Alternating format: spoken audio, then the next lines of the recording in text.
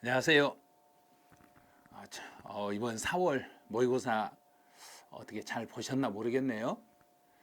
모의고사 보고 나니까 이제 정답 분석이 이제 나왔는데 여러분들 우리가 예측한 거하고 저희 선생님들이 정답에 예측하는 난이도하고 여러분이 풀어놨던 난이도하고 또 어떤 식으로 차이가 나고 또 왜 차이가 났는지 또 이걸 차이가 나는 걸 어떤 식으로 이제 분석을 해가지고 다시 정리를 하면 도움이 되실 건지 그 부분에 대해서 지금부터 하나씩 분석을 해드릴 테니까 잘 보시고 모의고사 문제집을 지금 펼쳐 놓으시고 같이 한번 들어보세요. 자, 그러면 지금 이제 이번에 이제 점수대별 학습 가이드라고 해가지고 세법 16문제 중에서 5개 미만, 그럼 5개는 아니에요. 1개부터 4개까지 맞으신 분. 자, 그분들은 전체적인 흐름 강의를 다시 들으면, 이건 4개를 맞추셨다면, 전체 중에 4개밖에 안 맞췄다면, 이론이 정리가 아직 덜 되시는 거예요. 그래서 이론 정리가 안 됐기 때문에 강의를 다시 들으셔야 돼요. 그래서 이 강의를 들으실 때, 이제 3월, 4월 핵심 요약 강의를 이 강의를 다시 한번 들으셔야 돼요. 자, 3월, 4월 핵심 요약 강의를 한번 들으시면서 그래서 요약집으로 먼저 강의를 들으시고 문제 푸는 요령을 터득하셔야 돼요. 그래서 아직 개수가 4개밖에 맞출 수 없었다. 그럼 아직 정리가 아주 덜 되신 거예요. 16문제 중에서 4개라는 것은 그냥 한 번을 내리꽂으면 3문제 나오거든요.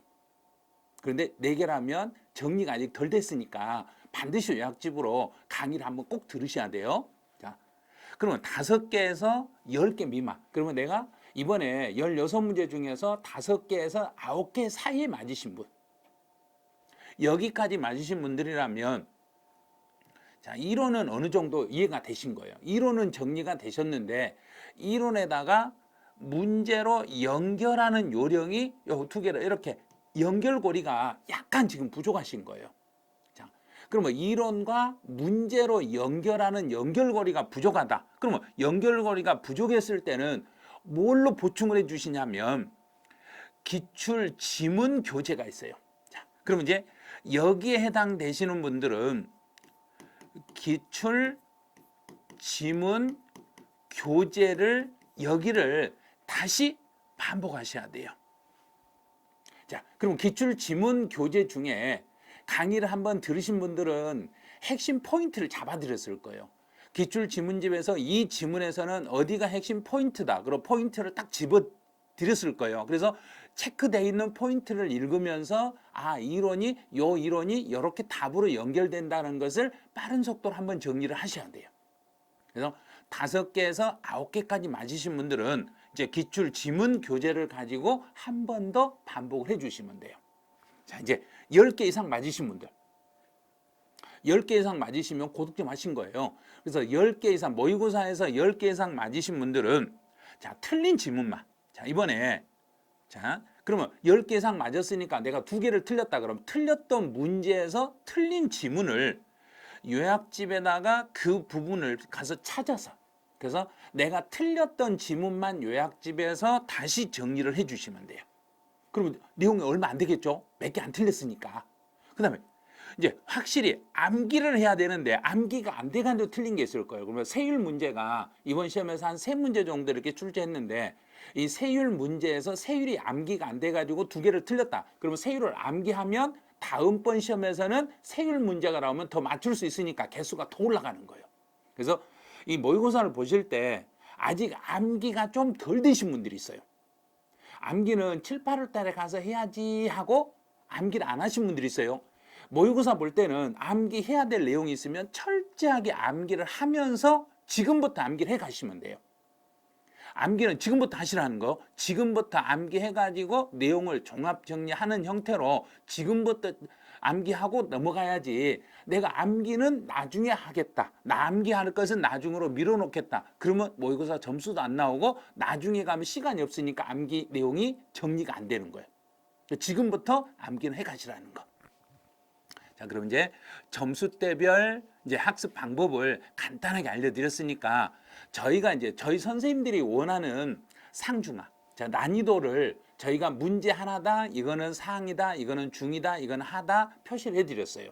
그래서 저희가 생각했던, 선생님들이 생각했던 상중하에서 상은 전체 정답률 중에서 상은 25% 이하가 되면 이게 난이도가 상이었어요. 그래서 전체 정답률이 25%가 넘지 않으면 이게 상의 문제고, 중의 문제는 26%에서 60% 사이에 있으면 이게 중간 정도 난이도 수준이라고 보시면 돼요.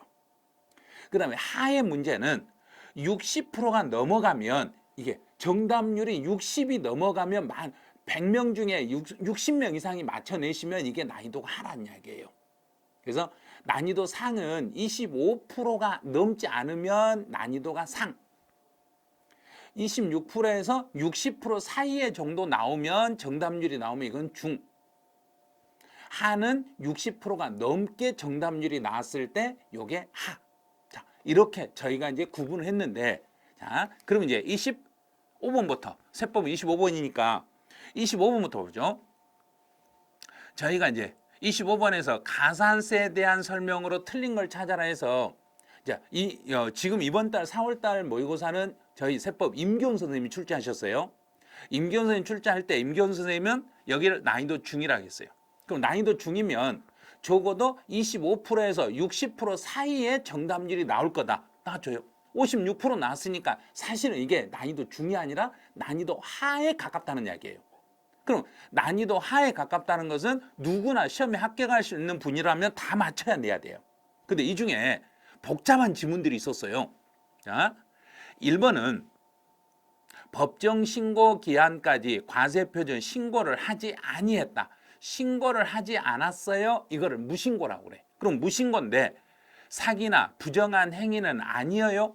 사기나 부정한 행위가 아닌 무신고다. 그러면 일반적으로 무신고는 가산세 20%에 상당하는 무신고 가산세를 물으셔야 되고, 만약에 사기나 부정한 행위가 있으면 그때는 40%의 가산세를 물으셔야 돼요. 자, 1번은 맞았죠? 그다음 두 번째로 처음 본 거죠?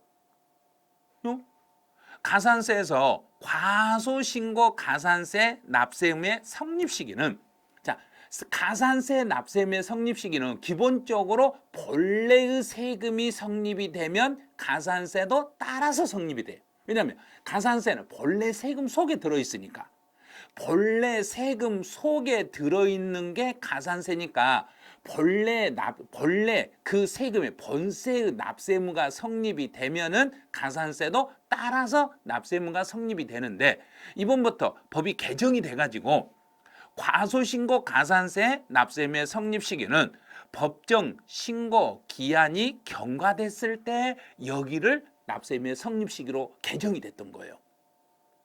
그래서 법이 개정된 내용을 이 지문에서 활용을 한 거예요. 그래서 과소신고 가산세의 성립 시기를 따로 물어보면, 그냥 무신고나 과소신고 가산세 납세 의무의 성립 시기는 신고 기한이 경과했을 때 이날을 납세 의무의 성립 시기로 이렇게 법이 개정이 됐어요. 자, 이제 3번 지문은 납세 고지에 따른 납부 기한까지 납부하지 않았을 때 납부 지연 가산세가 올해부터 신설됐어요. 납부 지연 가산세가 신설이 됐는데, 납부 지연 가산세는 최고 60개월을 초과할 수 없어요. 요게 이번에 또 개정사항이에요. 납부 지연 가산세는 최대 60개월을 넘지는 못합니다. 요게 개정사항이에요. 그런데 요게 틀렸다고 10% 정도가 이걸 틀렸다고 하신 거예요. 또 자, 2번도 6% 정도 틀렸다는 거예요. 그럼 우리가 시험 볼 때 그랬잖아요. 처음 본 지문이 나오거나 한 번도 수업 시간에 들어본 지문이 아니면 절대 거기 찍으면 안 된다고. 그래서 제가 이제 수업 시간에 이런 말 했죠. 어떤 이야기 했냐면, 제가요, 처음 본 사람이 저한테 손을 내밀면서 저하고 어디 좀 가실까요? 그러면 손 잡고 가는 순간 그냥 가는 수가 있다고 그랬죠. 그래서 처음 본 지문인데 이걸 여기다 손을 딱 잡으신 분들 큰일 나겠죠. 한 번도 본 적도 없는데 본 적도 없는 걸 답을 찍으시면 안 되는 거예요. 우리가 수업 시간에 들어봤던 내용 중에서 정답이 있으니까 그 중에 정답을 찾아가시면 돼. 자, 동그라미 3번도 한 번도 본 적이 없잖아요. 이게 본 적이 없어요. 그래서 납부지연 가산세는 60개월을 초과하지 못한다. 그럼 납부지연 가산세는 1개월, 1개월, 1개월, 1개월 이렇게 매달 몇 프로씩 넘어가는데 최장 60개월을 넘어갈 수가 없습니다. 그런 거예요. 개월수로 60개월을 넘어갈 수는 없습니다. 최고 60개월을 한도로 하겠습니다. 그래요. 이제 동그라미 4번은 기한 후 신고네요. 기한 후 신고는 1개월 이내에 기한 후 신고를 하면 한 달 안에 기한 후 신고하면 50%에 상당하는 가산세를 경감받을 수 있죠. 그런데 그때 가산세는 내가 법정 신고 기한까지 신고를 안 했으니까 무신고 가산세라는 게 있어요. 자, 무신고 가산세를 1개월 안에 기한 후 신고하면 50% 경감 혜택을 받습니다. 탄서 있네요. 지방자치단체장이 과세표준과세액을 결정할 걸 미리 알고, 그러면 정부에서 결정할 걸 알고 내가 기한 후 신고를 했을 때는 가산세 경감은 없습니다. 정부가 결정한다는 걸 알고, 정부가 결정할 걸 알고 내가 기한 후 신고했을 때는 가산세 경감도 못 받습니다. 이 말이에요. 그냥 정부가 아무 행위도 안 하는데 내가 이실 짓고 기한 후 신고하면 그때는 50% 경감 혜택을 받을 수 있어요. 또 이걸 여기다가 13.85%가 정답을 이게 틀렸다고 말했어요. 기한 후 신고는 딱 세 가지예요. 기한 후 신고는 1개월 안에 기한 후 신고하면 50% 경감을 받고, 1개월 초과 3개월 이내에 기한 후 신고하면 30% 경감을 받고, 3개월 초과 6개월 안에 기한 후 신고하면 20% 경감 혜택을 받을 수 있습니다. 기한이 지나서 빨리 신고하면 할수록 가산세 경감폭이 커집니다. 이렇게 생각하시면 돼요. 자, 이제 동그라미 5번. 5번은 가산세라는 것은 세목으로 해당, 세목. 자, 세목이라는 것은 그 세금의 목록 속에 들어간다는 이야기예요. 자, 요게 만약에 요게 취득세다. 그러면 취득세를 내가 신고하지 않아 가지고 붙는 게 여기가 이렇게 가산세가 이렇게 붙어. 그러면 이 가산세라는 것은 그 세금 목록 속에 들어갑니다. 세금 목록 속으로 들어갑니다. 그래서 이걸 세목이라고 하는 거예요. 그래서 그 세금의 목록과 동일합니다. 그럼 그 세금 속에 들어있습니다. 이렇게 해석하시면 돼요. 그런데 지방세를 감면하는 경우에 본래 세금요, 이 세금을 감면할 때 그 속에 들어있는 가산세는 감면 대상에 포함하지 아니합니다. 엄청 중요하다 했잖아요. 그런데 이거를 56%만 맞춰내신 거예요. 그래서 실제로 이 문제를 내면서 난이도 하라고 해도 이 정도는 되는 거예요. 중이 아니라 하 정도. 왜냐하면 지금은 56% 정도밖에 정답률이 안 나왔지만 시험에 임박하면 이 정도로 90%가 넘게 정답률이 나와요. 그래서 본래의 세금을 감면한다고 해서 그 속에 들어있는 가산세까지 감면해 주는 거 아니라는 거. 그래서 본래 세금요. 이 본래 세금은 감면이 가능해요. 그런데 가산세는 감면 대상에 절대로 들어가면 안 된다는 거. 본래 세금은 감면하더라도 가산세는 감면 대상에 들어가지 아니한다는 거, 요것만 주의해 주시면 돼요. 시험에 제일 많이 내는 게 요 지문이에요. 5번 지문. 그래서 혹시 아직 이 5번 지문을 정답을 못 찾으신 분들이 있으면 이 5번 지문은 반드시 기억하셔야 돼요. 왜냐하면 매년 가산세는 한 문제씩 출제가 되니까 이렇게 가산세가 단독으로 우리 기본법에서 나올 수도 있고, 그럼 조세 총론에서 나올 수도 있고, 이 가산세가 취득세나 등록면허세나 종합부동산세나 양도소득세 쪽에서 연결돼서 가산세가 나올 수도 있고 이러니까 가산세는 꼭 한 문제다고 생각하시고 정리를 해놓으시면 되겠네요. 자, 이제 26번. 26번은 저희가 난이도를 중이라고 설정을 했어요. 그럼 난이도 중이라고 설정했으니까 정답률이 25%에서 60% 사이가 나왔을 거라는 얘기예요. 자, 25%밖에 안 나왔네. 그럼 25%밖에 안 나왔으면 이거는 26번은 정답, 저희는 난이도가 중이라고 했는데 수험생 입장에서는 상이 돼버린 거예요. 난이도가 상이 돼버린 거예요. 25% 정도까지는 상 수준이니까 그만큼 많이 못 풀으셨다는 이야기예요. 이게 우선순위 문제가 나왔을 때 여러분 생각할 게 순서만 사는 거예요. 순서. 내가 1번이다, 2번이다, 1번이다, 2번이다. 누가 1번이냐, 누가 2번이냐. 이 순서만 잡으시면 되는 거예요. 법정기일 전에 저당권을 설정했으니까 법정기일 전에 설정했으니까 1번은 설정이 1번이고 2번은 세금이 2번이 이렇게 되는 거예요. 먼저 설정했으니까 설정 1번, 세금은 2번, 1번, 2번 나누면 됐잖아요. 자, 그럼 순서 가보죠. 취득세는 저당권에 따라 담보된 채권보다 담보된 채권이 설정이거든요. 그런데 취득세라는 세금은 먼저 요 세금 속에 이 세금 속에 먼저 이 세금들 중에서도 설정보다 앞에 가져가는 게 있죠. 설정 일자에 관계없이 무조건 앞에서 가져가는 세금들은 그 재산에 부과된 세금인 보통징수세목이 여기에 속한다는 이야기예요. 그러면 취득세는 보통징수세목 아니죠. 내가 자진해서 신고하는 세금이니까 담보된 채권이 1번이고 취득세가 2번이죠. 이렇게. 담보된 채권이 1번이고 취득세가 2번이잖아요. 그럼 취득세는 담보된 채권보다 우선하지 못한다. 맞았죠? 2번은 1번보다 우선하지 못한다. 맞았어. 그런데 여기다가 이걸 틀렸다고 대략 28%가 틀렸다고 해버렸다는 이야기예요. 그러면 여기서 1번을 지금 정답을 못 찾으신 분은 뭘 공부를 하셔야 되냐면 그 재산에 부과된 세금의 종류를 반드시 암기를 하셔야 돼요. 그 재산에 부과된 세금이라는 것은 주로 보통 징수 세목을 말하는 거예요. 보통 징수 세목을 말하니까 취득세는 신고납부잖아요. 신고납부 세목이니까 이게 들어갈 수가 없죠. 자, 이제 그럼 재산세 부과되는 지방교육세. 재산세 부과되는 지방교육세는 그냥 재산세라고 보시면 돼요. 그 다음에 담보된 채권. 그러면 재산세는 보통징수죠. 그러면 재산세 부과되는 지방교육세도 보통징수죠. 그러면 담보된 채권이 설정이 먼저 됐더라고 해도 재산세는 그 재산에 부과된 세금이기 때문에 여기가 1번이고 여기가 2번이 되는 거예요. 그러면 1번은 2번보다 우선합니다. 맞았네. 맞았네요. 1번은 2번보다 우선합니다. 자, 16.5%가 이것도 틀렸다겠어.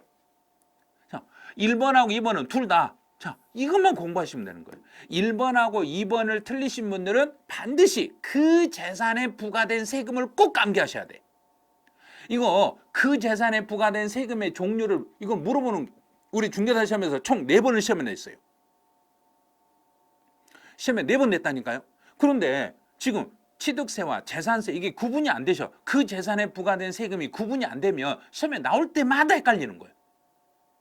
자, 이제 3번. 압류하고 교부 청구가 부딪히면 압류가 1번, 교부 청구가 2번 그랬네요. 자, 그러면 교부 청구한 지방자치단체의 징수금은 압류에 관계되는 국세의 다음으로 징수한다. 그러면 말 그대로 교부 청구는 압류 다음으로 징수한다. 그러면 교부 청구가 2번이고 압류가 1번이니까 교부 청구가 압류에 우선하지 못한다. 맞았네. 자, 또 20%, 대략 21%가 이걸 또 틀렸다고 찍었다는 이야기예요. 그러면 여기서 20% 되신 분들은 압류하고 교부 청구의 순서 관계를 지금 모르고 계신 거예요. 압류가 1번, 교부 청구가 2번. 압류하면 압류가 먼저 내가 교부 청구는 나도 좀 주라고 하고 달라고 하면 달라고 하는 거 뒤로 이렇게 가는 거예요. 그다음 종합소득세는 담보된 채권보다 그럼 종합소득세는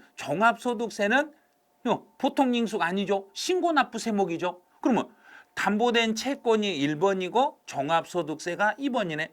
그래서 종합소득세는 담보된 채권보다 우선한다. 틀렸네. 우선하지 못하는데. 그럼 1번 지문하고 똑같잖아요. 취득세하고 종합소득세는 둘 다 신고납부 세목이니까 둘이 똑같은 말이에요. 4번 틀렸잖아요. 그런데 이걸 틀렸다 하신 분 25%밖에 안 된다는 이야기예요. 그러면 이 문제가 무지 어려웠다는 이야기예요.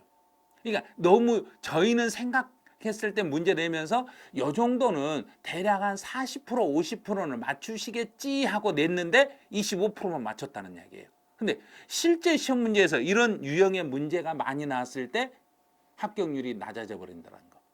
그래서 반드시 그 재산에 부과된 세금의 종류 여기를 꼭 암기하시라는 거.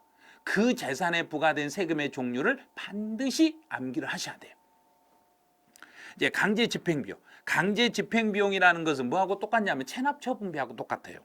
체납처분비하고 만약에 지방세하고 두 개 비교해 보면 체납처분비가 1번, 지방세가 2번. 그래서 1번은 2번에 우선합니다. 맞았네요.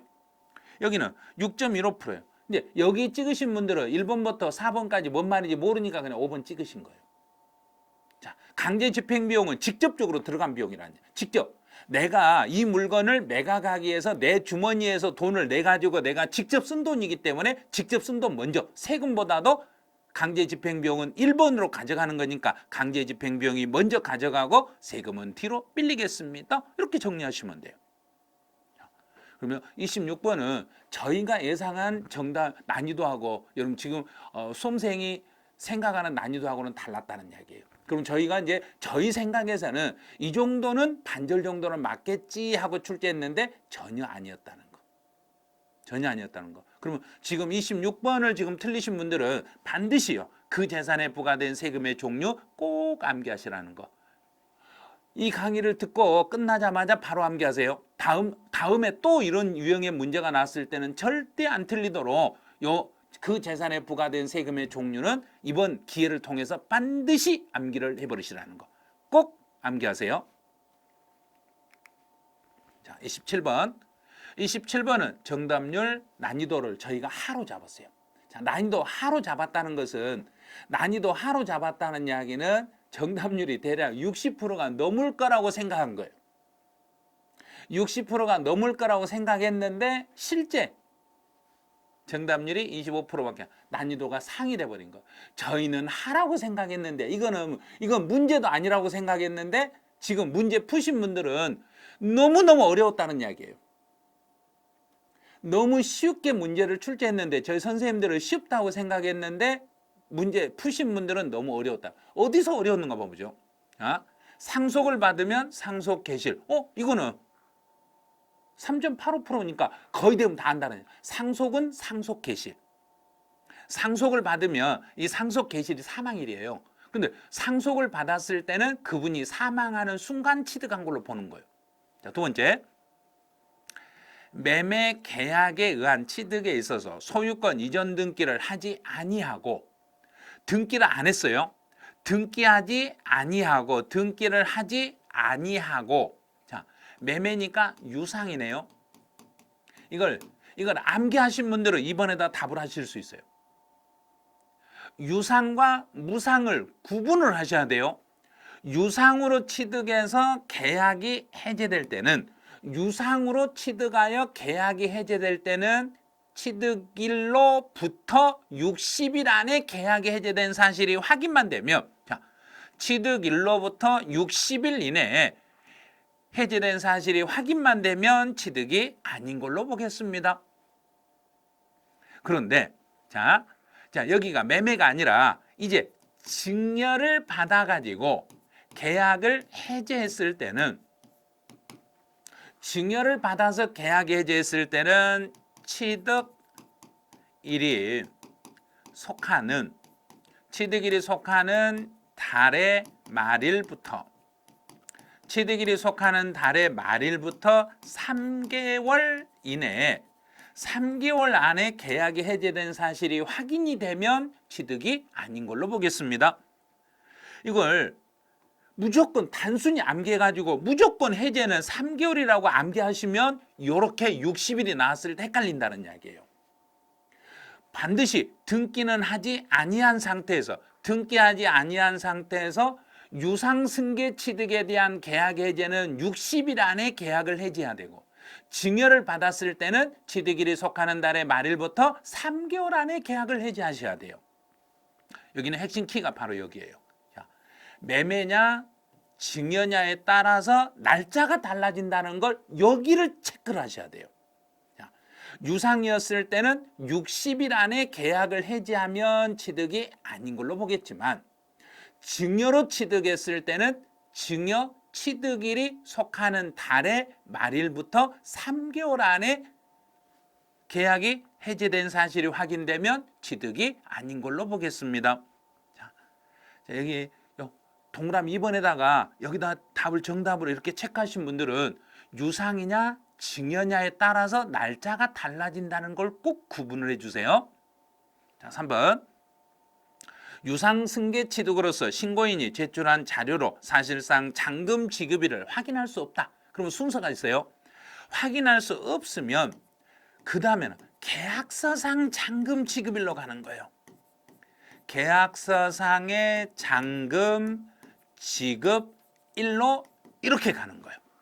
자, 그러면 사실 확인이 되면 사실상 잔금 지급일로 가는 거고 사실상 잔금 지급일이 확인이 안 되면 계약서상 잔금 지급일로 가는 거예요. 그런데 계약서상 잔금 지급일 전에 등기를 먼저 했다면 등기일이 될 수는 있겠죠. 그래서 이거 약간 애매하죠. 자, 등기일에 취득한 것으로 본다가 이게 사실 확인이 안 되면 계약서상 잔금 지급일로 가고 그리고 잔금 날짜와 등기 날짜를 서로 비교했을 때는 그 중에 빠른 날로 갑니다. 그래서 원칙은 계약서상 잔금 지급일이 돼야 되는데 등기일이라고 했으니까 이게 틀린 거예요. 그래서 정답률이 24.6, 25%. 그러면 25%가 채 안 됐으니까 이건 저희가 예상한 난이도는 하였는데 수험생 난이도는 상이었다는 저희 예측. 저희가 생각한 거하고 너무너무 달랐다는 이야기예요. 이렇게 하다 보면 난이도 조절 실패라는 이야기예요. 이게 난이도 조절 실패가 돼버린 거예요. 자, 그다음 동그라미 4번 점유. 점유인데 지금 이 문제는 취득세 문제죠. 취득세에서 점유는 등기한 날, 이날을 취득일로 잡아. 그래서 29%가 여기다 30%에 가까운 분이 여기를 찍었어. 그러면 여기를 찍으신 분은 이렇게 두 개를 구분하셔야 돼. 자, 취득세에서 점유 취득과 양도 소득세에서 점유 취득 이렇게 두 개로 나눠요. 취득세에서는 20년 뒤에 등기할 때 20년 뒤에 등기한 날, 이날을 취득일로 잡는 거고 양도소득세에서 점유로 취득했을 때는 점유를 개시한 날, 20년 전에 점유 개시일, 이날을 취득일로 잡아가지고 점유 개시일을 취득일로 잡는 거예요. 그래서 지금요 30% 정도가 이 문제가 양도소득세 문제라고 풀어버린 거예요. 그래서 취득세하고 양도소득세 문제를 볼 때 지문을 잘 봐야 돼요. 지방세법상 취득의 시기에 대한 설명이니까 지방세법이라고 있잖아요. 그럼 취득세잖아요. 취득세, 양도소득세는 소득세라고 나와요. 소득세법상 이렇게 나와요. 그래서 소득세법상 양도 및 취득 시기 그랬을 때는 양도소득세 점유 개시일로 잡고 지방세법상 나오면은 취득세니까 등기를 취득일로 잡으셔야 돼요. 그래서 4번에서 여기에서 아마 함정에 걸리셨을 거예요. 자, 5번 같은 경우는 사용 검사. 검사라는 말이 나오면 무조건 검사는 받은 날, 검사 받은 그날. 자, 여기도요. 한 7% 정도가 5번을 찍었어. 1번부터 5번, 4번까지 답이 없으니까 5번을 찍었는데 검사를 받으면 무조건 검사 받은 그날. 소유권 이전 고시가 나오면 고시한 날의 다음 날. 여기 다음 날 들어가면 안 돼요. 검사 도장을 찍으면 검사 도장 빵 찍으면 찍은 그날에 취득한 걸로 보는 거예요. 검사는 검사 받은 그날. 소유권 이전 고시를 했을 게시판에 붙이면 게시판에다 붙이면 게시판에 붙인 날에 다음 날 그날부터 효력이 생기겠습니다. 자, 이 문제는 저희가 예상한 난이도는 하였는데 수험생이 문제를 풀어놓고 보니까 난이도가 상으로 변해버리더란 이야기예요. 그러면 그의 시험이 어려운 시험이라는 거예요. 저희는 쉽게 문제를 출제했는데 수험생 입장에서는 의외로 어렵게 문제를 풀어가지고 난이도 상으로 만들어버린 문제가 되는 거예요. 자, 요 정도는 이제 정리를 하시다 보면 양도소득세와 취득세를 서로 비교해서 정리하시면 아마 문제가 풀리실 거예요. 자, 문제 28번 문제로 가보죠. 자, 28번은 저희가 난이도 하라고 예측을 했어요. 난이도 이 정도로 난이도 하 정도 되겠죠 하고 냈는데 52%예요. 그럼 52%면 그 하에 근사치에 가는데 이것도 중간 정도 수준이에요. 이것도 저희는 난이도가 너무 낮을 거라고 생각했는데 의외로 정답 문제 풀어놓고 보니까 난이도가 중정도 돼버린 거예요. 그럼 이것도 저희 생각하고 수험생 생각이 좀 달랐다는 이야기예요. 그 말은 암기가 덜 됐다는 이야기예요. 취득세 세율은 꼭 암기를 하셔야 되는데 암기가 안 되신 분들이 지금도 반절 정도 계신다는 거. 세율은 꼭 암기를 하셔야 돼요. 지금 당장 암기하셔야 돼요. 농지를 분할했다. 그럼 분할이니까 농지든 농지가 아니든 공유물을 분할한 것은 공유물의 분할은 옳은 걸 찾아라 했으니까 틀렸죠. 13.85%가 2.8이라고 했어요. 공유물의 분할이 2.3이잖아요. 8이 아니라 2.3. 그다음에 정당이 기부에 의하여 건물을 취득. 그러면 비영리 단체가 증여를 받았네. 비영리 단체가 증여를 받으면 1000분의 28. 자, 28. 원시로 취득했을 때는 1000분의 28. 주택을 원시로 취득하더라도 원시 취득이잖아요. 5억 이하라고 해서 5억 이하라고 해서 되는 게 아니라 5억 이하의 주택을 유상으로 거래했을 때는 1%가 되는 게 맞겠죠. 6억이 안 되면. 그런데 원시로 취득했으니까 이거 원시는 주택이든 주택이 아니든 원시는 2.8, 1000분의 28. 농지를 서로 교환했어요. 교환이라는 건 유상이죠. 농지를 유상으로 취득했으니까 농지는 3%, 1000분의 30. 상속으로 농지가 아닌 토지를 상속. 그럼 농지를 상속받으면 2.3, 농지가 아니면 2.8, 2.8, 2.8. 그럼 5번이 답이네요. 세율은 꼭 암기하셔야 돼요. 그래서 이게 52% 정도 가지고는 안 돼요. 60%가 넘으셔야 돼요. 난이도가 하락하는 것은 60%가 넘어야 되는데 지금 난이도 하가 이 정도 나왔다면 아직 암기 덜 하신 분이 한 50% 정도는 취득세 세율 암기를 지금 안 하고 있다는 이야기예요. 취득세 세율은 지금 당장 암기하셔야 돼요. 지금 당장 암기 들어가셔야 돼요. 당장 암기하셔야 돼요. 그래서 취득세 세율 같은 경우는 시간 내 가지고 꼭 암기를 해 놓으시고 지금 암기를 하셔야지 7월달 8월달에 가서 암기할 시간이 없어요. 취득세율은 지금 이 해설 강의 끝나자마자 지금부터 바로 암기 들어가기 시작하세요. 자, 29번은 난이도 중이라고 저희가 표시를 했어요. 자, 취득세에 대한 설명으로 틀린 것 난이도 중. 자, 난이도 중인데 여러분이 풀어놓은 정답률은 15%예요. 15%는 중이 아니라 상이죠. 그러면 저희는 쉽다고 문제를 냈는데 의외로 너무 어려워서 못 풀었다는 이야기예요. 너무 어려워요. 아니 이런 문제를 내면 사실은 이게 제가 임경선이 중이라고 해서 이거는 상이다. 요거는 중이 아니라 상 정도 될 거다. 아마 못 풀 거다 예상을 했어요. 근데 진짜 이렇게 못 풀었어요. 공동주택의 개수를 통해서 시가표는 9억 이하다. 그럼 우리 공동주택을 개수를 통해서 가액이 증가되면 원칙은 취득세가 부과돼야 되는데 시가표준에 9억이 안 된 집을 개수해서 가액이 증가되더라도 취득세는 부과하지 않습니다. 비과세입니다. 그런데 이 지문을 지금 25% 정도가 이걸 틀렸다고 답을 했다는 이야기예요. 왜? 대수선은 제외합니다. 크게 수선하는 것은 금액에 상관없이 무조건 과세하고 시가표준에 9억이 안 돼. 여기는 9억, 지방세는 9억이에요.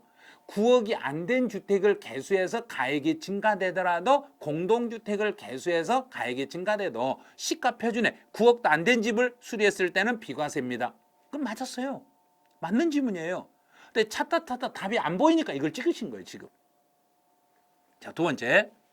사실상 취득 가격으로 신고한 후. 그러면 여기가 뭐가 됐냐면 사실상 취득 가격이 아니라 시가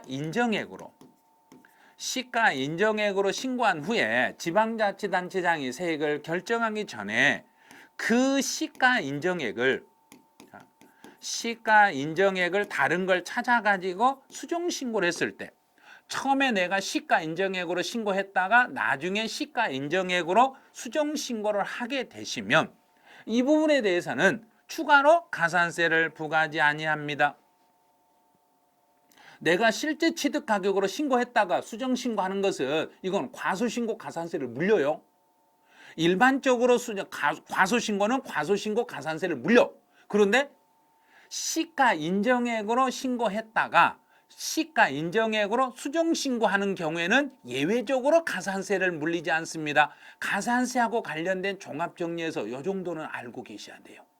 자, 취득세에서 시가 인정액으로 신고했다가 지방자치단체장이 세금을 결정하기 전에 내가 시가 인정액을 다른 걸 찾아가지고 수정신고를 하더라도 그 부분에 대해서는 가산세는 따로 물리지 아니합니다. 이렇게 되는 거예요.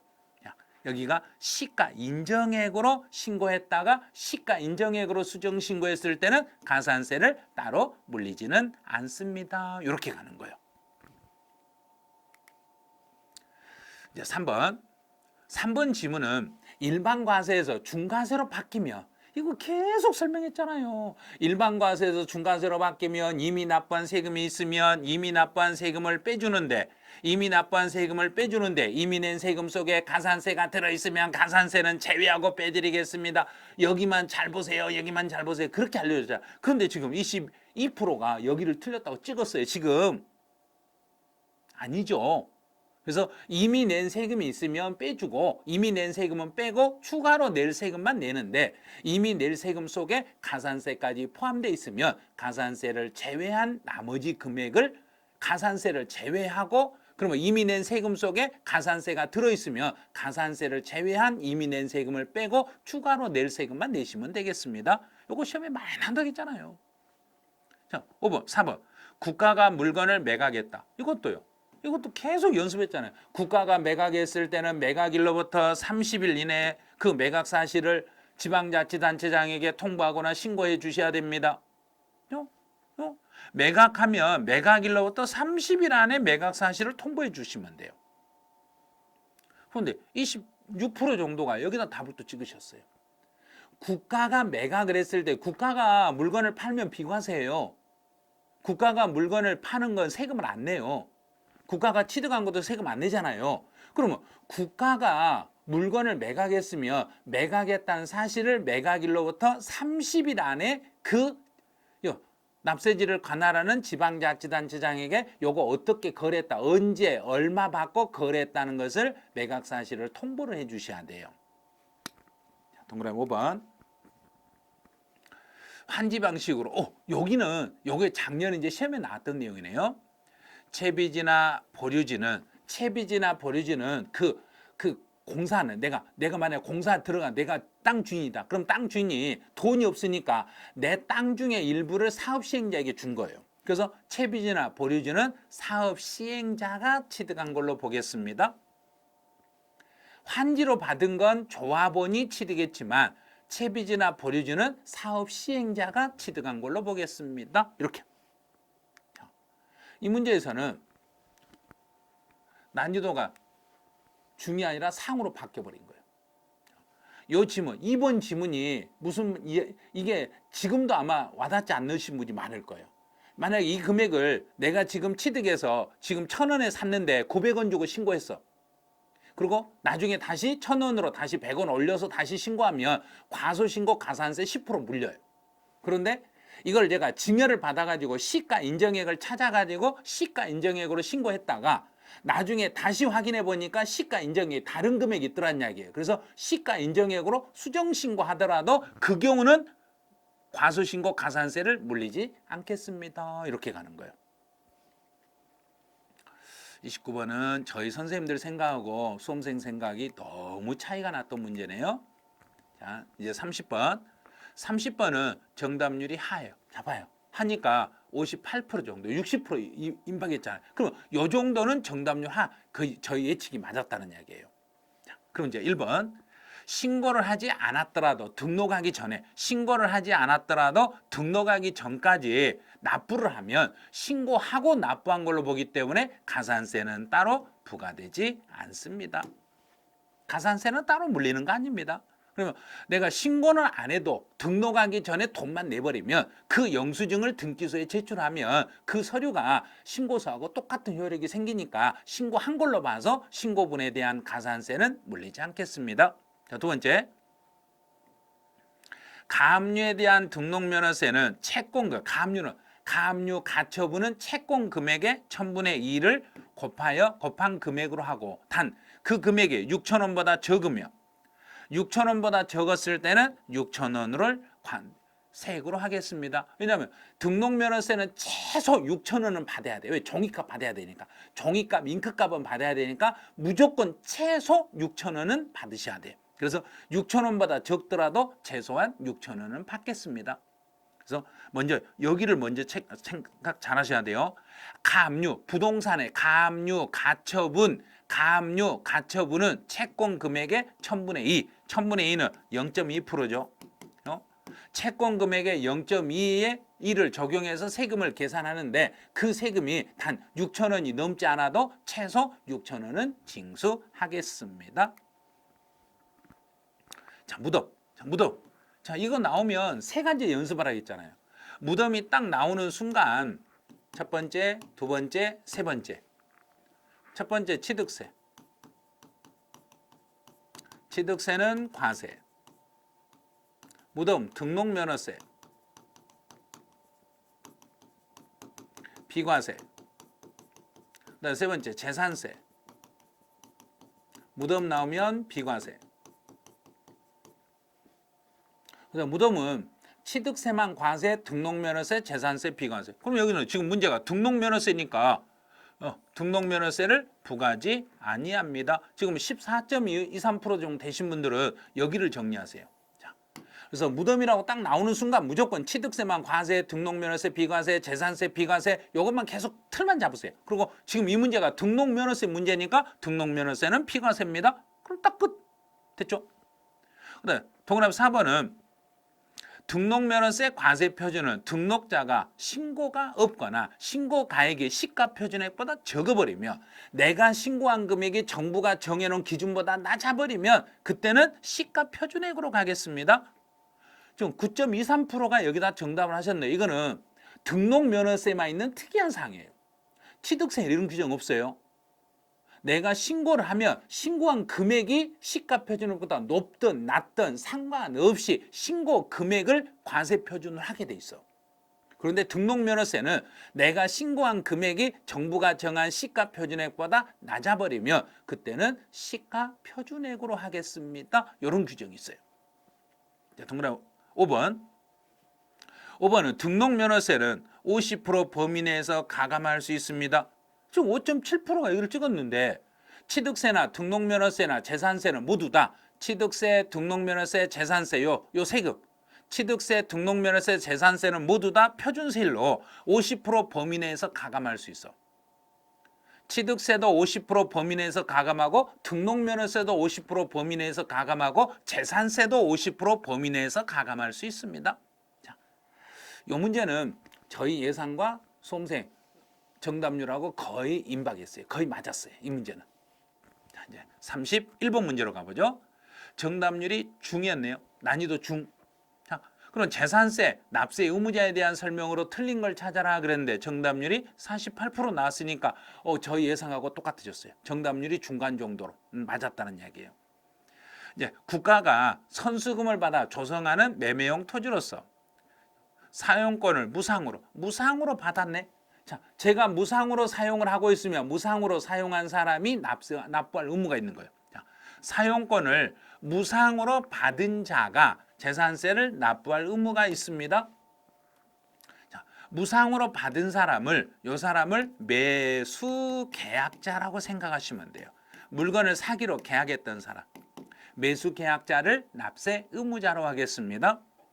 자, 두 번째, 소유권의 기속이 분명하지 않다. 여기서 기속이 분명하지 않다는 이야기는 사실 소유자도 몰라요. 공부상의 소유자도 몰라요. 소유자는 누군지 몰라요. 자, 소유자가 누군지 모르겠더란 이야기예요. 소유자가 누군지 모르니까 지금 그 물건을 사용한 사람에게 세금을 물리자는 이야기예요. 여기도 5.7% 여기다 답을 했는데 지금 여기서 귀속이 분명하지 않다 이 말은 실제 주인도 몰라요. 공부상의 주인도 몰라요. 자, 여기서 기속이 분명하지 않다는 이야기는 사실 소유자만 모르는 게 아니라 사실상의 소유자도 확인할 수 없고 공부상의 소유자도 확인할 수 없고 소유자가 누군지는 모르겠다는 이야기예요. 자, 소유자 몰라. 그러면 지금 사용한 사람 네가 내. 자, 사용한 사람이 내면 되죠. 소유자가 누군지 모르니까 사용한 사람을 납세 의무자로 해주시면 돼요. 자, 상속. 누군가가 사망해서 상속이 개시됐으면 순서를 이제 1번부터 만약에 등기가 되어 있으면 등기한 상속인이 납세 의무를 지고 등기가 안 돼 있으면 두 번째로 신고한 상속인이 납세 의무를 지겠습니다. 등기도 신고도 안 돼 있으면 이제는 주된 상속자로 가는데 주된 상속자에서 첫 번째는 지분율이 큰 자. 만약에 지분율이 큰 자가 없으면 나이가 제일 많은 사람 이렇게 순서로 가겠습니다. 그럼 등기, 신고, 주된 상속인 중에 지분율이 큰 자가 없으면 나이가 제일 많은 사람 이 순서로 가면 되겠네요. 맞았네? 파산 재단에 속하는 재산. 지금 파산 신청한 사람이 자기 재산을 법원에다 넘겨서 파산 재단에다 넘겨서 요것 좀 처분 좀 해주세요 그랬는데 파산 재단이 아직 들고 있는 재산이 있네요. 아직 들고 있으면 그 물건의 주인에게 세금을 물리는 거예요. 그 주인을 공부상 소유자라고 그래요. 공부상의 소유자가 납세 의무를 지겠습니다. 파산 재단에 속하는 재산에 대해서는 공부상의 소유자를 납세 의무자로 하겠습니다.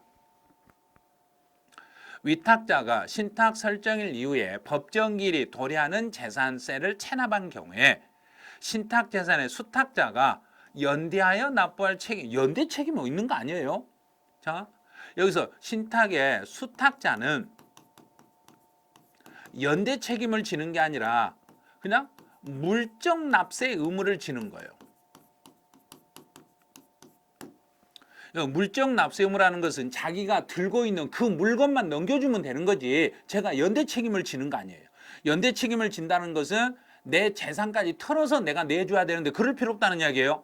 위탁자가 나에게 맡겨놓은 재산이 있으면 그 위탁자가 세금을 안 내고 버티니까 위탁자가 나한테 맡겨놓은 이 물건이 있으면 이 물건 있잖아요. 이 물건을 내가 넘기면 되는 거예요. 그래서 수탁자 입장에서는 물적 납세 의무만 있는 거지 연대 납세 의무가 있는 건 아니에요.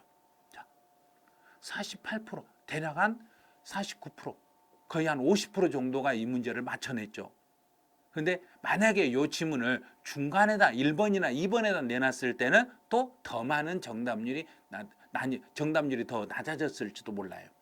5번에 있으니까 1번부터 4번까지 오고 5번에다 그냥 찍을 수도 있어요. 그래서 여기는 수탁자가 연대 책임을 지는 게 아니라 수탁자는 자기가 들고 있는 물건만 내줄 의무만 있는 거지 위탁자하고 연대 책임을 지는 건 아니에요. 그래서 딱 규칙을 세우세요. 재산세는 연대 책임 없다. 종합부동산세 연대 책임 없다. 재산세와 종합부동산세에서는 연대 책임이 나오는 건 한 개도 없어요.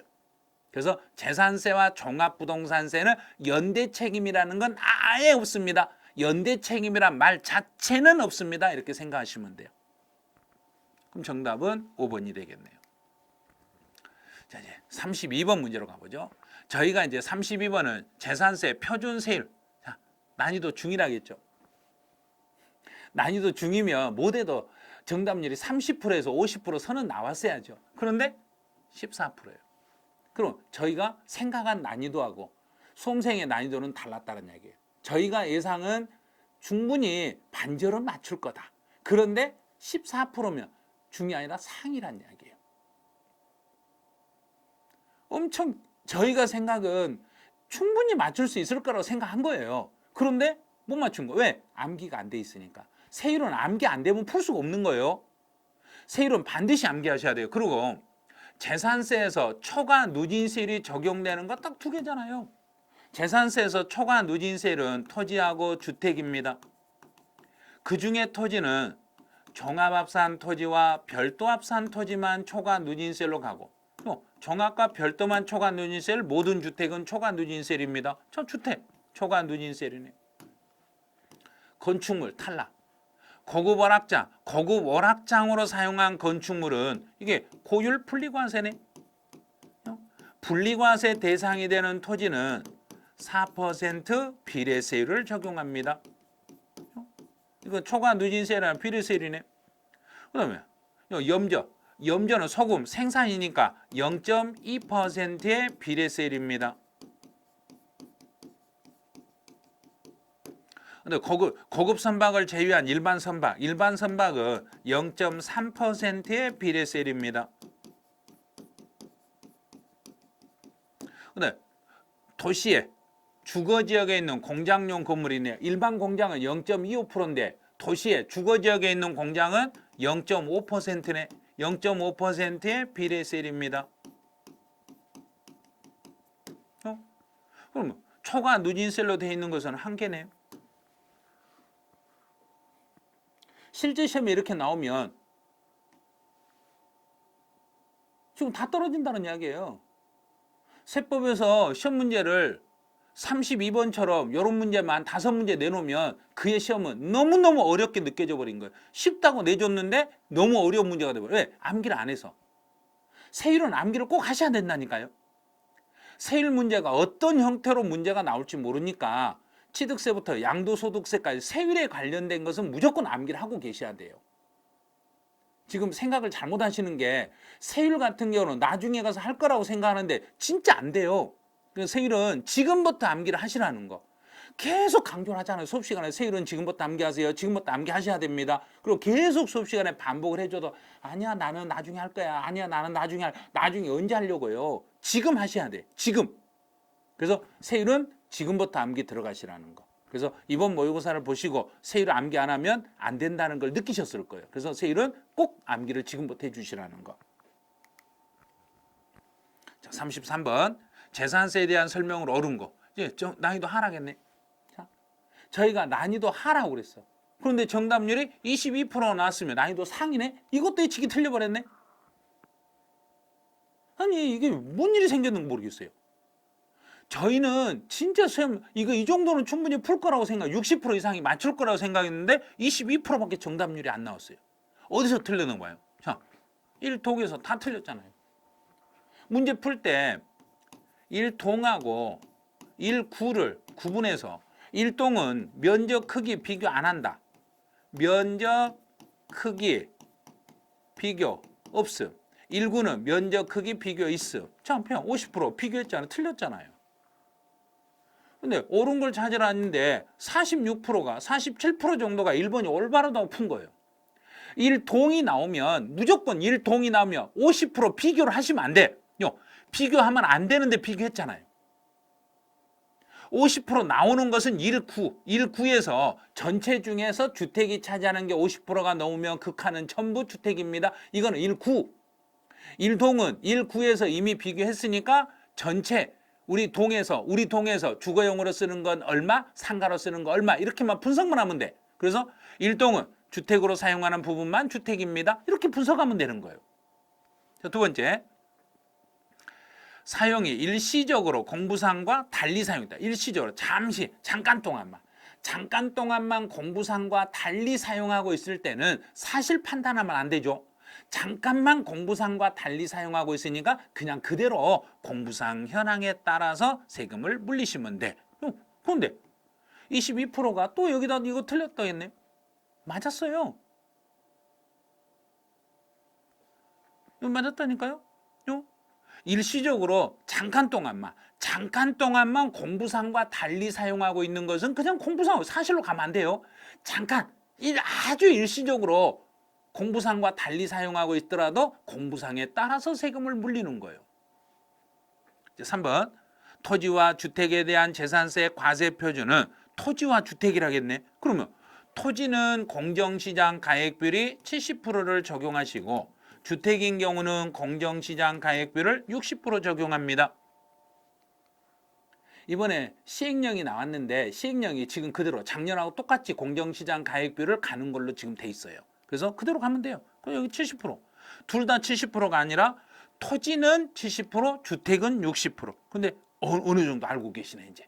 그래서 토지는 70%, 건축물 70%, 주택이면 60%를 공정시장 가액비율을 적용하겠습니다.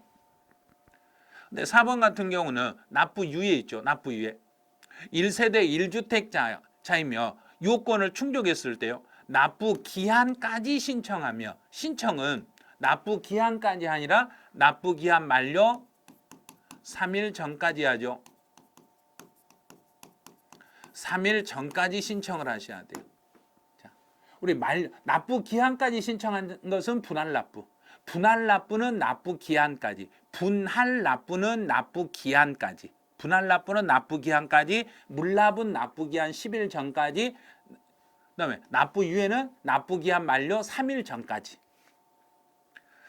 네, 선박분 재산세는 20만 원을 초과했다. 그러면 선박에 대한 재산세는 금액이 20만 원이 넘든 넘지 않든 항공기나 선박이나 건축물은 무조건 9월이 아니라 7월 16일에서 7월 31일 사이까지로 납기를 정하겠습니다. 선박이나 항공기나 건축물은 7월달, 토지는 9월달, 주택인 경우는 반절은 7월달, 반절은 9월달. 단 주택에 대한 세금이 20만 원도 채 안 되면은 7월달에 한꺼번에 부가징수할 수 있습니다. 이렇게 가는 거예요. 이 문제에서는 옳은 걸 찾으라겠는데 옳은 걸 찾으라 했으니까 정답은 2번이 되는 거예요. 그렇게 어려운 문제는 아니었어요. 난이도가 하락해서 다 맞출 거라고 생각했는데 못 풀었던 거예요. 진짜 난이도 저희는 쉽게 낸다고 냈는데 너무 어렵게 푸신 거예요. 자, 34번. 종합부동산세 설명으로 틀린 거. 난이도 중이라겠네. 29%, 30% 정도 맞죠. 그냥 어느 정도 중간 수준은 맞았네. 중정도. 30%니까 그래도 중간 정도에서도 더 낮게 지금 정답률이 나온 거예요. 한 대략 한 40% 이상이 나와야 되는데 30%밖에 안 나왔다는 이야기예요. 1번은 납부할 세금이 400만 원이다. 그럼 400만 원이면 여기는 분납을 할 수 있어요. 400이면 분납을 할 수 있는데 자, 250을 초과하면 6개월 동안 분할할 수 있는데 그럼 400밖에 안 되니까 500만 원이 안 됐네. 그럼 먼저 12월 15일까지 250만 원을 먼저 내야 돼. 250을 먼저 내요. 자, 250만 원은 12월 15일까지 내시고 여기서 6개월이니까 여기다 6을 합니까? 내년 6월. 자, 내년 6월. 자, 그리고 나머지 150만 원은 그럼 150만 원 250을 초과한 금액은 6월 15일까지 내시면 되겠습니다. 6개월이니까. 여기다 10에다 6을 더하니까 내년 6월 15일까지 나머지 150은 납부하시면 되겠습니다. 자, 이런 걸 지금 26% 정도가 되신 분이 여기를 지금 틀렸다 하신 거예요. 자, 이걸 틀렸다 하신 분은 분할 납부는 250이 초과되면 6개월 동안 되는 거예요. 종부세는 6개월, 재산세는 3개월, 양도소득세는 2개월. 대신에 250은 초과하고 500이 넘지 않았어요. 500이 넘지 않았을 때는 250 초과액을 분할할 수 있고 만약에 500이 넘어버렸으면 그 세금의 50%를 최대 분할할 수 있어요. 자, 동그라미 2번. 1세대 1주택자로서 12년을 보유했네요. 12년을 보유. 그러면 보유기간별 세액공제를 받을 수 있어. 1세대 1주택자는 연령별 세액공제와 보유기간별 세액공제를 받을 수 있는데 최대 80% 한도로 받을 수 있어요. 그러면 1세대 1주택자이고 12년이니까 5년에서 10년 미만이면 20%, 10년 이상 15년 미만이면 40%. 자, 40% 공제받을 수 있죠. 15년이 넘었으면 50%까지 공제받을 수 있습니다. 이거 암기하셔야 돼요. 이것도. 이렇게 가볍게 퍼센트 막 나오고 하는 숫자 나오는 것은 암기를 하셔야 돼요. 지금 17% 정도 되신 분들이 아직 암기 안 하셨다는 이야기예요. 그래서 보유기간별 세액공제와 연령별 세액공제는 만약에 뭐 60에서 65세 미만이면 20%, 65세에서 70세 미만이면 30%, 70 넘으면 40%, 요거는 암기를 해야 돼요. 암기 안 하고는 어떻게 방법이 없어요. 이런 것들은. 자, 동그라미 3번.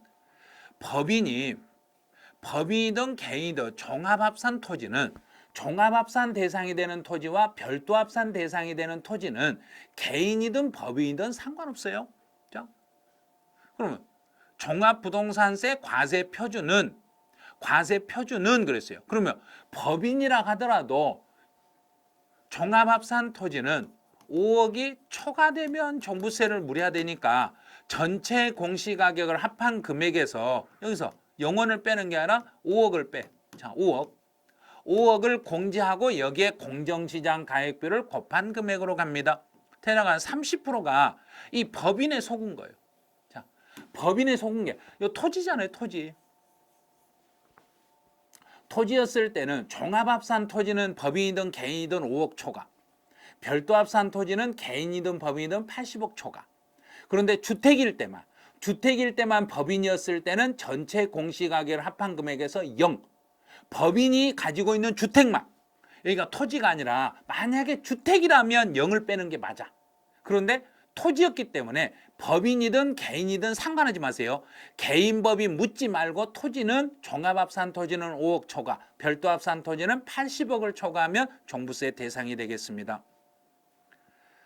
근데 부정한 행위도 없고 특별한 경우도 아니었을 때는 납세 의무의 성립일부터 5년이라는 시간이 지나버리면 제척기간이 끝나기 때문에 더 이상 종합부동산세를 부과할 수 없습니다. 이렇게 되는 거예요.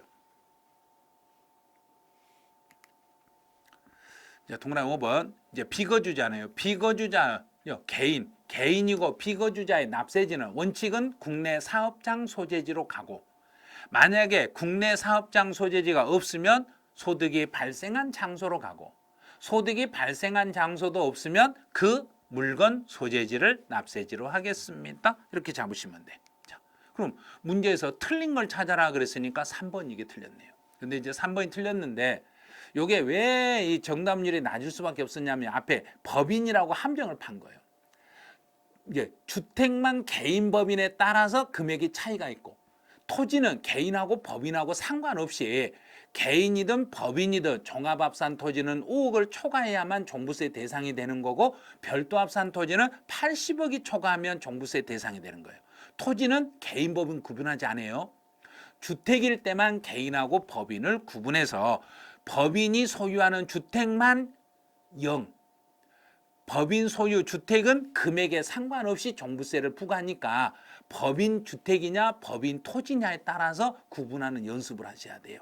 그래서 토지는 법인이라고 해서 법인이 가지고 있는 토지라고 해서 불이익을 주는 거 아니에요. 법인이 가지고 있는 토지라고 해서 추가로 불이익을 주는 게 아니니까 그것만 조심을 하시면 돼요. 이제 35번 문제로 가보죠. 이제 양도소득세 비과세가 되는 경우가 아닌 거. 이게 정답률이 중이라겠어요. 그런데 정답은 25% 맞췄네. 그러면 이것도 난이도 실패네. 25%면 상이 돼버리죠. 봐요. 저희는 쉽게 생각하고 냈는데 엄청 어려운 문제가 되는 거예요. 경작상 필요다. 경작상 필요가 나면 딱 두 개를 봐야 돼요. 경작상 필요가 나오면 무조건 3년 이상 경작을 하고 있다는 걸 알아야 되고, 그 다음 두 번째로 쌍방토지가액의 차익이 큰 편에 5분의 1이다. 5분의 1이면 큰 편에 4분의 1 이하가 되면 비과세니까 4분의 1 이하면 비과세니까 5분의 1이면 4분의 1보다 적었죠. 5분의 1이면 4분의 1보다 적잖아요. 적으니까 5분의 1인 경우는 이건 비과세가 되겠네요. 비과세가. 근데 단순히 4분의 1로 암기하신 분들이 대략 한 17% 된다는 이야기예요. 4분의 1 이하라고 했으니까 4분의 1도 비과세, 5분의 1도 비과세, 만약에 이게 3분의 1이면 과세. 3분의 1이면 4분의 1보다 커버리죠. 그러니까 3분의 1이면 과세, 5분의 1이면 비과세. 1년 4개월 거주를 했네. 1년 4개월 거주, 1년 넘었죠. 1년 이상 거주하고 근무상의 형편으로 인하여 다른 지역으로 이사 갔을 때는 보유기간 2년 묻지 말고 비과세 혜택을 받을 수 있습니다. 그럼요. 근무상의 형편으로 인하여 다른 지역으로 이사 갔을 때는 보유기간 2년을 채우지 않아도 비과세를 받을 수 있습니다. 3번 해외 이주. 해외 이주 나오는 순간 무조건 출국일로부터 2년 이내만 팔면 돼. 자, 2년 이내니까 1년 4개월 만에 양도해서 2년 못 됐죠. 2년 못 됐으니까 이것도 보유기간 묻지 말고 비과세 혜택을 받을 수 있습니다. 자, 3번 종전주택을 취득한 날로부터 1년 2개월이 되는 날에 신규주택을 취득하고, 자, 그러면 1년이 지나서 새 집 샀네. 1년이 지나서 새 집을 사고 새 집을 취득한 날로부터 5개월 만에 종전주택을 양도했네. 그러면 종전주택을 취득한 날로부터 1년 2개월이 되는 날 새 집을 샀으니까 지금 그러면 여기서 1년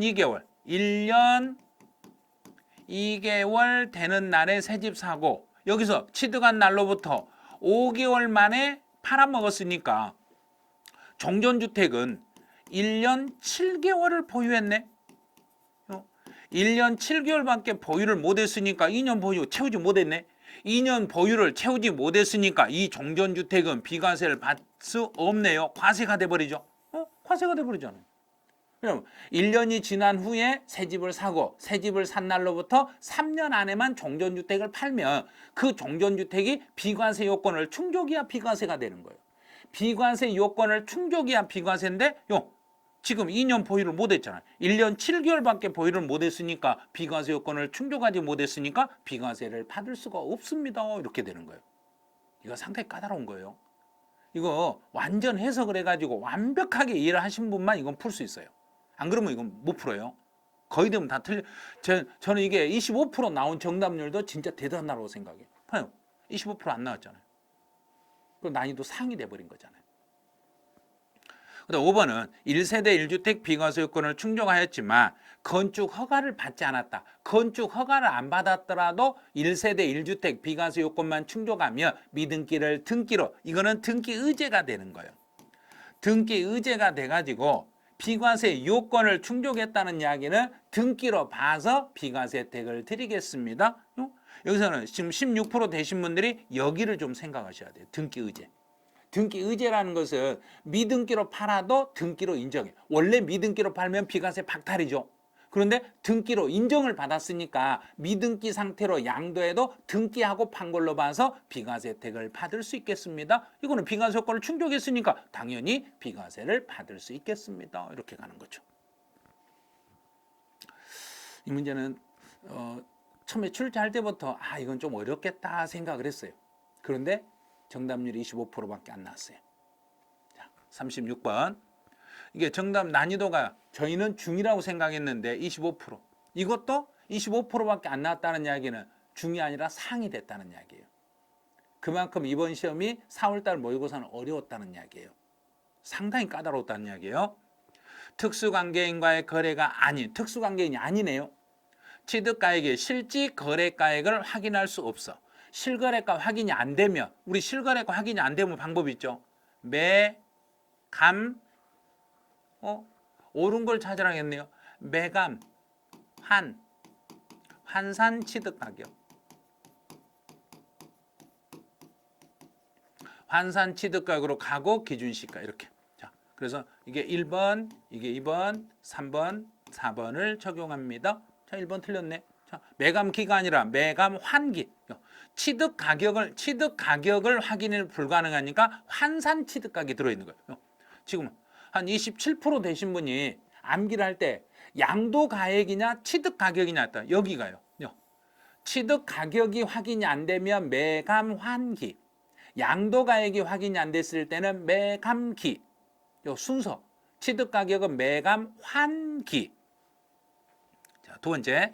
양도 차익을 실거래가로 계산하는 경우에 취득 원가에 현재 가치 할인 차금이 포함된 양도자 보유기간 중에 사업소득 금액 계산 시 다른 소득에서 필요경비로 이미 산입을 했네.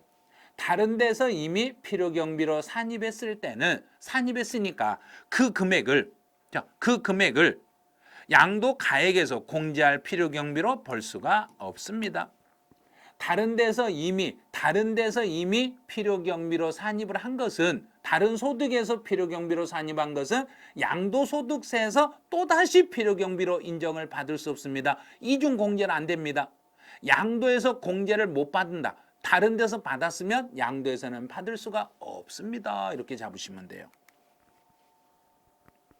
이제 개발 사업이 종료되지 아니하여, 개발 사업이 아직 종료가 안 됐네. 그럼 등기를 하고 싶어도 못 해주죠. 내가 등기를 하고 싶어도 정부가 못 해주니까 내가 등기하지 아니하고 양도했더라도 미등기 양도자산으로 안 봅니다. 이거 맞았네. 미등기 양도자산으로 보지 아니합니다. 맞았죠? 미등기 양도자산이 아니에요.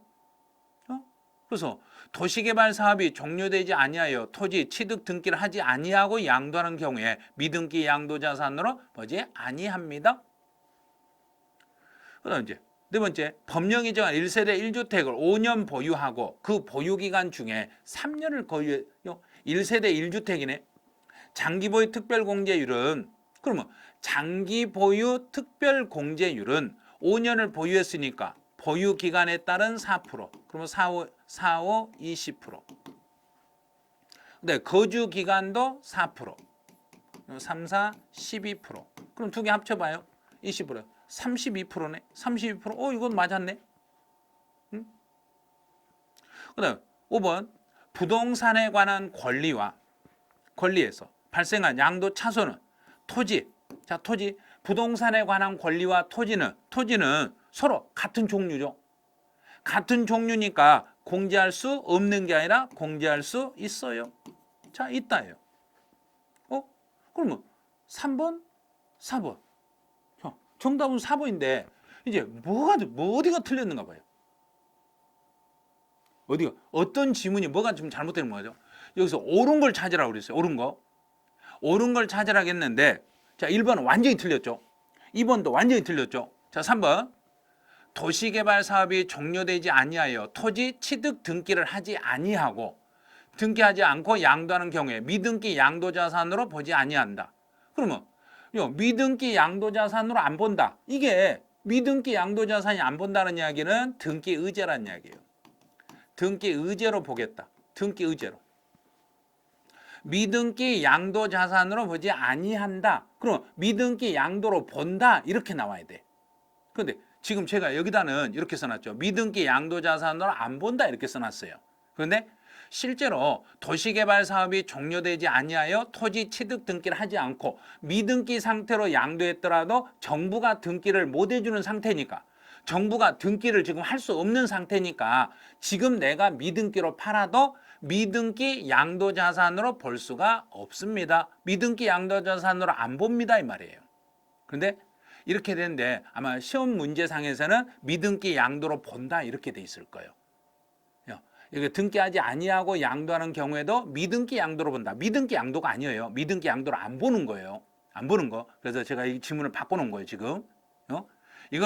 이게 지금 올바른 지문이에요. 미등기 양도가 아닌 게 등기 의제로 보는 게 올바른 지문이에요. 근데 4번은 1세대 1주택을 5년을 보유하고 그럼 장기보유 특별공제는 1세대 1주택이었을 때는 2년 이상을 거주했으면 보유기간의 4%, 거주기간의 4%. 그럼 다 합쳐서 32%. 그럼 4번은 맞았네요. 그래서 지금 제가 3번을 지금 이 작업을 하면서 여기를 좀 수정을 해놔서 이 지문이 맞는 것처럼 지금 보일 거예요. 근데 모의고사 시험 지문에 보면 여기는 미등기 양도자산으로 본다 이렇게 돼 있을 거예요. 자, 37번으로 가봐요. 난이도가 하였어. 난이도가 하라고 문제를 냈네요. 이것도 세율 문제죠. 양도소득세 세율 문제를 난이도 하라고 내놨는데 30%가 맞췄으니까 하가 아니라 중이라는 이야기예요. 그러면 암기 안 하신 분이 너무나 많다는 이야기죠. 세율 문제가 이렇게 나왔는데 계속 세율은 저희는 난이도가 낮을 거라고 예상했는데 의외로 세율 문제는 지금 세율 암기가 전혀 안 되고 있다는 이야기예요. 보유기간이 2년 3개월이고 조합원 입주권이다. 조합원 입주권은 주택하고 똑같죠? 2년 넘었죠? 주택이 2년 넘었으면 6에서 45%의 세율로 갑니다.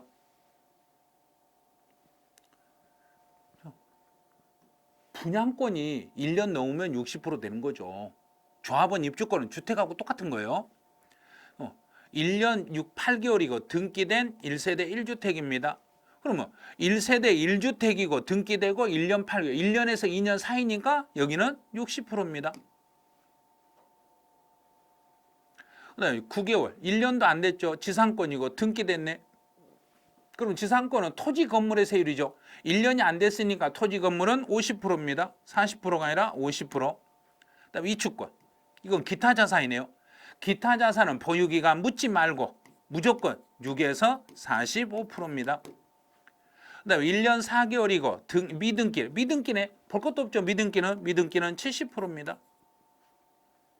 그럼 정답 2번이네요. 암기하시면 이렇게 쉽다는 이야기예요. 암기를 하면 쉬운데 암기를 안 하면 세율은 진짜 어려워요. 그러니까 세율 문제 풀 때는 암기를 안 하고 풀 생각을 하지 마시라는 이야기예요. 암기를 안 하면 이 정도밖에 정답률 안 돼. 암기하신 분은 맞추는데 암기 안 하시면 무조건 틀리는 거예요. 그러니까 요행을 바라시면 안 돼요. 세율은 내가 어떻게 찍어서 맞겠지. 찍어서 맞을 확률은 거의 없어요. 그러니까 이번 지금 세율 문제가 취득세, 재산세, 그다음에 양도소득세 세 문제를 냈잖아요. 그런데 저희가 세 문제를 전부 다 난이도 하라고 생각했는데 시험 보고 나니까 전부 다 세율은 난이도 상이 돼버린 거예요. 그러니까 이걸 저희가 문제를 잘못 낸 게 아니라 지금 암기를 안 하고 계신다는 이야기예요. 그래서 세율은 꼭 지금 이 영상 끝나고 나면 지금부터 세율은 반드시 암기를 좀 해주시라는 거. 그래서 38번 2월 과세하고 관련된 건데 이거는 난이도 상이라고. 난이도 상. 자, 2월 과세와 관련된 건 난이도 상이 아니라 이거는 중간 정도 수준이면 맞겠네요. 중이라면 맞겠네요. 그래서 정답률은 30%, 중 정도 나왔죠. 그래서 2월 과세면 2월 과세가 나오면 무조건 얼른 이것부터 써놓으세요. 증여 인정. 증여 인정이니까 증여 받은. 자, 납세의무자는 증여한 자이며 증여 받은 자이며 증여 인정했으니까 받은 자이며 증여 받은 자는 증여한 사람, 증여자는 연대 납세의무할 의무는 없습니다. 1번은 틀렸네요. 자, 두 번째 증여세. 그럼 증여를 인정했으니까 증여세를 내고 산출 세계에서 공제하는 게 아니라 필요 경비에 산입합니다. 필요 경비에다가 산입해서 경비 처리해 드리겠습니다. 이제 필요 경비는 이게 이번에 법이 필요 경비는 증여한 자가 이번에 법이 개정된 거예요. 자, 필요 경비가 있고 여기에 자본적 지출이라는 게 있어요. 자본적 지출액은 증여한 자가 해당 자산에 대해 지출한 자본적 지출. 자본적 지출도 포함합니다. 이번에 법이 개정이 돼 가지고요. 이번에 법이 개정돼 가지고 이 부분이 새로 들어온 거예요. 그래서 옳은 걸 찾아라 했을 때 자본적 지출은 증여한 사람의 자본적 지출과 증여받은 수증자의 자본적 지출 둘 다 인정이 되는 거예요. 그래서 이 자본적 지출은 수증자가 지출한 거 플러스 증여자가 지출한 거 모두를 자본적 지출로 인정을 해드리겠습니다. 그래요. 그래서 3번이 이게 올바른 지문이에요. 4번은 2월 과세 적용으로 비과세 대상이다. 2월 과세 적용으로 비과세가 되면 2월 과세를 적용하시면 안 돼. 왜? 세금이 줄어들어 버리니까. 2월 과세를 적용하면 오히려 세금이 낮아져 버리니까 2월 과세 적용으로 비과세 대상인 1세대 1주택의 양도에 해당하는 경우에는 2월 과세를 적용하지 아니합니다. 맞았죠? 그런데 비과세 대상에서 제외되는 고가주택도 포함해서 이것도 포함해서 여기에가 함정이 들어있었던 거예요. 그다음에 장기보유 특별공제 적용 시 보유기간은 무조건 보유기간 나오면 증여한 자가 자산을 취득한 날로부터 양도일까지. 그러면 증여한 자가 그 자산을 증여한 날이 아니라 취득한 날부터 양도일까지로 가겠습니다. 이런 식으로. 조금 4번, 5번은 약간 어려운 지문이에요. 4번, 5번 지문은 어려운데 동그라미 3번이 법이 개정이 된 지문을 정답으로 냈기 때문에 답을 쉽게 찾으셨을 거예요. 그래서 만약에 정답이 3번이 아니라 4번이나 5번을 가지고 정답을 유도했으면 아마 많이 못 풀었을 거예요. 더 많이 못 풀으셨을 거예요. 그래서 4번에서는 가로에 비과세 대상에서 제외되는 고가주택을 포함해서 비과세 대상이 됐을 때 또 장기보유 특별공제 적용 시 보유기간은 증여한 보고 풀다가 증여한 자가 그 자산을 증여한 날이 아니라 취득한 날을 취득일로 보겠습니다. 이런 식으로. 39번 정답률은 이게 맞아 들어갔네. 이렇게 49% 정도 나오면 이게 정답률이 중간 정도 되는 거예요. 이제 부담부 증여가 나오면 양도일이 속하는 달의 말일부터 3개월 이내에 예정신고하셔야 되고 예정신고를 하든 확정신고를 하든 납부할 세금이 1,000만 원을 초과하면 2개월 동안 분할해서 납부할 수 있습니다. 1,500만 원이다. 그럼 2,000이 넘지 않았으니까 1,000만 원 초과액을 2개월 이내에 분할 납부할 수 있습니다. 건물을 신축하고 신축한 날로부터 5년 이내에 그 건물을 양도하면서 감정가액을 취득가격으로 했으면 그 감정가액의 5%에 상당하는 가산세를 물으셔야 돼요. 앞에는 취득일로부터 5년 이내에 양도하고 5년 이내에 양도하면서 감정가액이나 또는 환산 취득가격을 취득가격으로 적용했을 때는 그 적용받았던 감정가액이나 환산취득가액의 5%를 가산세로 물으셔야 됩니다. 이제 수시부가세액이 있으면 수시부가세액을 빼고 나머지만 세금을 내시면 돼요. 이미 냈으니까 이를 공제하고 납부하시면 돼요. 근데 애정신고하지 않는 거주자가 해당 과세기한에 결손금이 있거나 과세표준이 없더라도 신고는 반드시 하셔야 돼요. 확정신고를 하지 아니한다가 아니라 이거는 반드시 이 정도는 거의 100% 맞추셔야 돼요. 애정신고를 하지 않았더라도 않고 결손금만 있거나 또는 과세표준이 없다고 해서 신고 안 하면 안 돼요. 세금 낼 게 없어도 신고는 반드시 하셔야 됩니다. 이 정도. 자, 이 정도 문제는 충분히 아마 맞춰내실 거예요. 이제 40번. 저희는 난이도 하라고 생각했어요. 그러면 하면 31%가 아니라 정답률이 60%가 넘었어야 돼요. 그럼 이것도 난이도 조절 실패라는 이야기예요.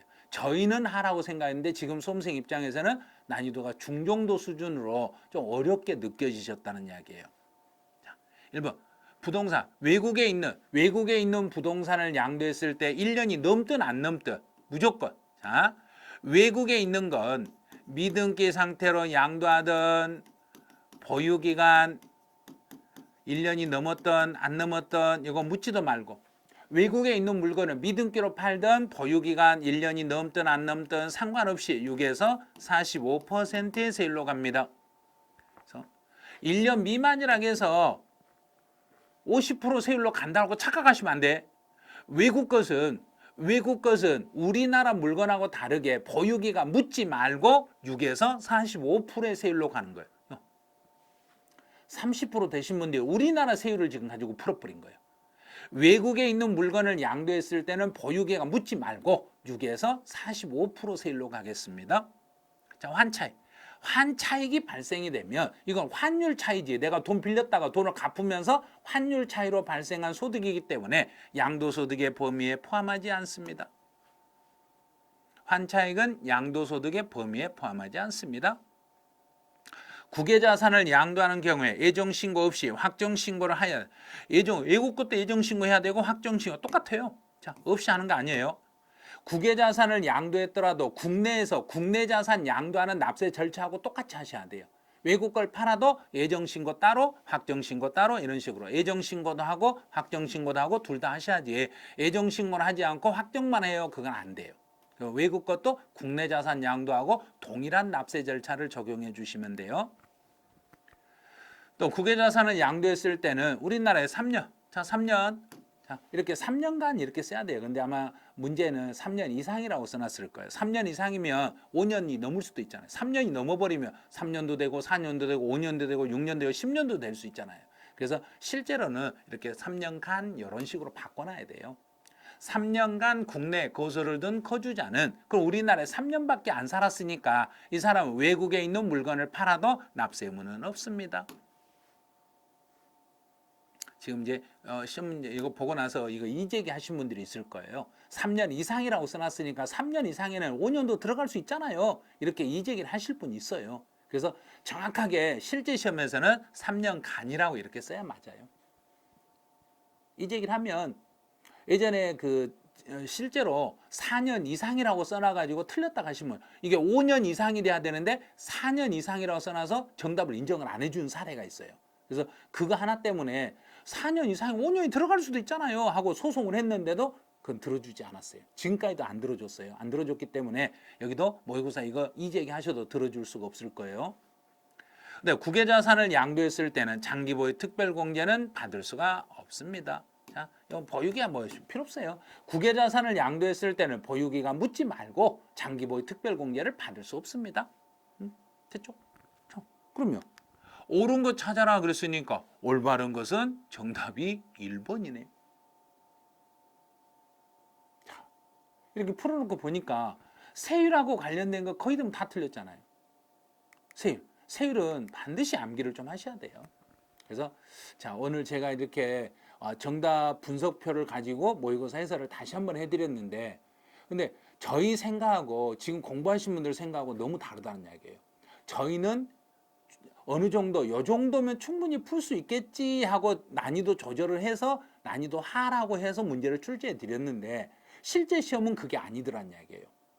실제 모의고사 보고 나니까 세율 암기가 전혀 안 된 거예요. 그 세율 암기가 안 되니까 일단 기본 세 문제를 틀리고 가는 거죠. 세율은 세 문제 틀리고 가.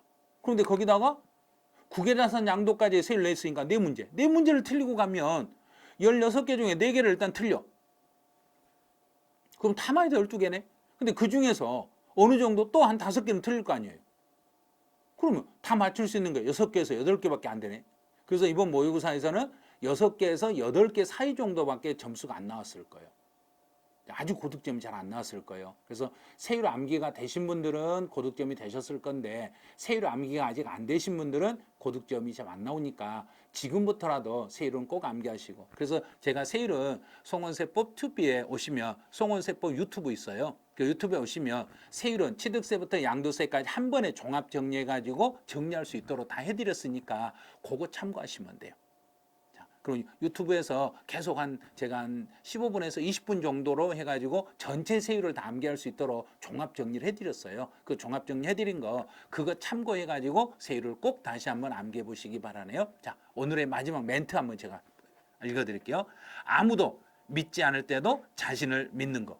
자, 아무도 믿지 않을 때 자신을 믿어야 돼요. 그것이 챔피언이 되는 길입니다. 어느 누구도 챔피언이 되리라고 믿지 않았다는 이야기. 그런데 본인만 믿었다는 이야기. 자기는 자기를 믿었어요. 그러면 그것이 곧 챔피언이 되는 길. 그것이 곧 합격의 길이라는 이야기예요. 그래서 여러분 자신을 믿으시고 지금부터 세율 암기하시고 틀린 지문을 하나씩 복습을 해 나가세요. 그래서 이 오답 노트를 하는 것보다는 여러분이 오답 노트 하는 것보다 제가 이렇게 해설을 한번 해드리는 게 낫겠다 생각해드리고 있으니까 이런 해설을 계속 반복해서 들어보세요. 그러면 내가 어느 부분이 지금 잘못되어 있고 어떻게 지금 방향을 잘못 잡고 있구나. 방향을 어떤 식으로 가야만 정확한 길로 갈 수 있겠구나. 이제 5월달 모의고사에서 여러분 다시 한번 도전을 하셔야 돼요. 근데 5월달 모의고사는 제가 출제하네요. 제가 5월달 모의고사를 출제하는데 일단 5월달 모의고사는 문제를 딱 보는 순간 딱 보는 순간 숨이 막히실 거예요. 그만큼 준비를 철저히 하셔야 돼요. 준비를 철저히 하지 않으신 분들은 문제를 접하는 순간 이게 뭔 말인지를 읽을 수가 없을 거예요. 그래서 지금부터 체계적으로 한 달 동안 이제 5월 말에 있는 모의고사를 위해서 체계적으로 지금부터 정리를 해 가시라는 거. 지금부터 정리하시고 숫자 암기할 게 있으면 확실히 암기하시고, 숫자 암기 어렵진 않아요. 몇 개 안 되는 숫자를 그 숫자만 계속 암기하다 보면 세법은 잡을 수 있어요. 그래서 여러분의 세법은 저희 메가랜드에서 저와 임경수 선생님이 잡아드릴 테니까 저희 메가랜드 믿고 따라오시면 분명히 세법은 잡으실 거예요. 그래서 세법 잘 안 되신 분들은 제가 5월 10일경에 아마 그 원포인트 정리 강의를 하거든요. 그래서 원포인트 강의를 하면 그 강의를 한번 반복해서 한 2-3번 정도 들어보시면 이제 핵심 포인트가 어디고 문제를 어떻게 푸는지 또 어떤 식으로 문제 지문 해석을 하는지 이걸 알 수 있을 거예요. 그래서 혹시 세법 점수가 안 나오시면 그 원포인트 강의 한번 참고로 한번 들어보시기 바라네요. 자, 그러면 이번 이제 4월달 모의고사 제2의 모의고사 제가 정밀 분석을 여기서 마치는데 5월달에 제가 해설 강의를 해놓지만 정답률이 나오면 다시 한번 해드릴 거예요. 다시 한번 이렇게 해설을 해드릴 테니까 그때 가서 또 세율 암기 안 해가지고 틀리신 분이 있으면 그때는 어떻게 되는지 알죠? 그래서 5월달 모의고사 보기 전까지 세율을 우리 모두 약속! 확실히 세율을 암기하자! 세율을 암기하자! 세율을 암기하자! 자, 세율은 분명히 5월 모의고사 전까지 꼭 암기해서 시험 보시기 바라네요. 자, 그러면 4월 모의고사 보시느라 수고하셨습니다. 자, 수고하셨습니다.